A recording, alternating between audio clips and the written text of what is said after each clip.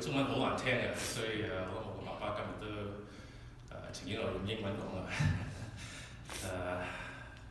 Hi everyone, thanks for coming. It's really great to see all of you. What a great turnout we have here. I'm sure my dad will be pleased. Many of you may know that my dad was actually a great public speaker. He's done numerous eulogies for family and friends, some of which you may have been there. And it's really surreal to be here with you today, sort of sharing his. And maybe apologies in advance. Public speaking, unfortunately, is not a hereditary trait, so bear with me on this. We'll get through it together. As David said, my dad just loved people. He loved to strike conversations with customers, meet total strangers on the street and strike up conversations, and next thing you know, they're friends.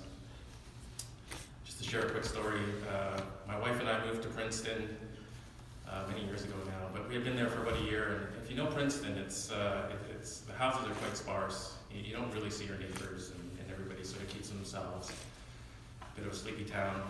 And my dad came to visit about a year after we had lived there, and he stayed for about 2 weeks, and then he came back to Canada. And the morning after he left, doorbell rings.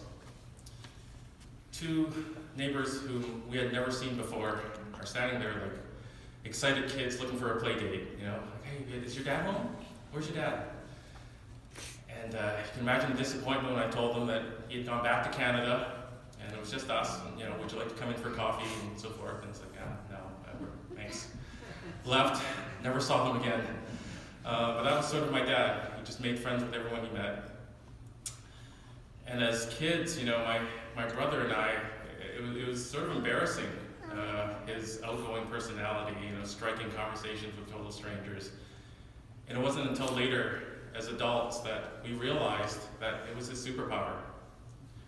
A few weeks ago, my wife and I, we had to go to the Chinese consulate to get a Chinese visa, and many of you may know the difficulty that entails.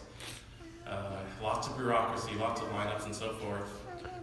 And so we got there, and my wife immediately goes and talks to the security guard, chats him up, actually brings him a coffee. Next thing you know, she's bypassed the security line, she's at the front. 3 subsequent visits it took us to get this visa, but every time she walks in, security guard sees her, chats her up, rushes her to the front. And in the end, my wife says to me, you know who I learned that from? I learned that from your dad. So it really is his superpower. Many of you know my dad, the man, the person. Maybe I could just share with you sort of my perspective on him as a father. As David said, he had a great job in Hong Kong. He had a great life, great job. And he came to Canada and sort of gave it all up so that we would have, my brother and I, and subsequent family, would have a better life. And it was fine, you know, he had a job where we were, you know, making a little bit more than minimum wage, but he gave us everything. Fondest memories of my brother is, you know, going fishing with him on weekends and so forth.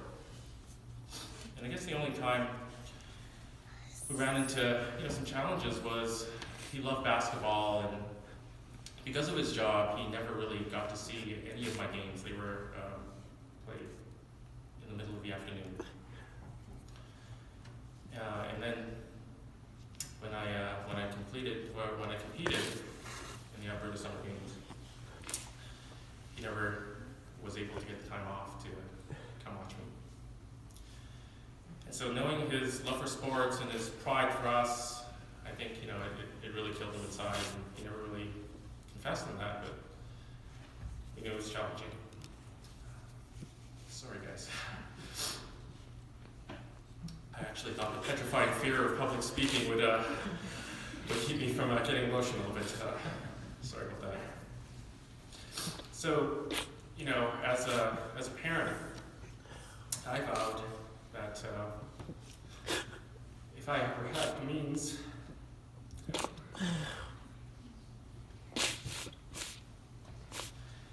that I would be at every game. Whether 100 miles away.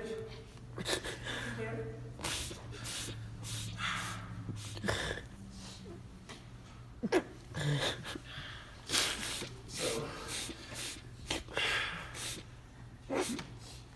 guys, when you see your crazy dad screaming in the bleachers in every game, you can blame your grandfather. He actually gave me the means to do that, so he's blame him.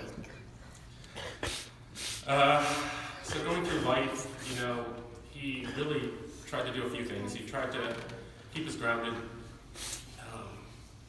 And I remember the same visit to Princeton. He was woken up to the sound of lawnmowers, and the lawn service had come in the morning to mow our lawn. And he went running out and said, "Hey guys, you got the wrong house. You have the wrong house." So I had to go and explain to him that, no, I hired these folks, all our neighbors, they're big lawns. I mean, it would take us a while. And so he looked at me and said, I can't believe you would hire someone to do your own work. And so here I am, heading to Home Depot, buying a lawnmower. And 20 years later, 3 moves, the lawns haven't gotten any smaller. I'm still out there every weekend, mowing my lawn because of my dad. And so he also tried to keep us humble. He, every time I called, trying to brag about something that we had done or so forth, he knew just what to say, to lend his support, but yet bring me back down to earth. Dad, it was a great year, got a pretty good bonus. He'd say, "Oh, great, did you make $10 million? No, I didn't make $10 million. What are you talking about?" So I read on the internet your CEO made $10 million. Yes, a little bit more work to do. I'll just get back to work. Just a few weeks ago, my son, he's interested in computer science. So I called my dad and said, "Hey, Ethan, he got an offer to Georgia Tech." And he said, "Oh, great, I'm so proud of him, so proud of him. Is that an Ivy League school?" I said, "No, Dad, it's not an Ivy League school." And he knew exactly, the type of school Georgia Tech was and how proud he was, because this last week my brother and I went through his things, and on his desk are stacks of information on computer science schools and rankings around the world. Did an hour of research. He knew exactly what the school that was. He was so proud. And so while he always tried to keep us humble, I knew he was incredibly proud of us. I knew because when I visited Calgary, many of you knew exactly what I was doing, what my kids were doing. Some of you knew my social security number.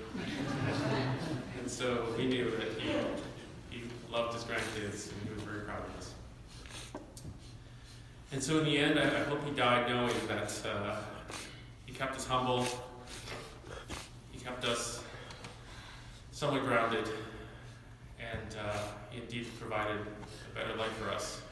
So thanks, Dad, and rest in peace.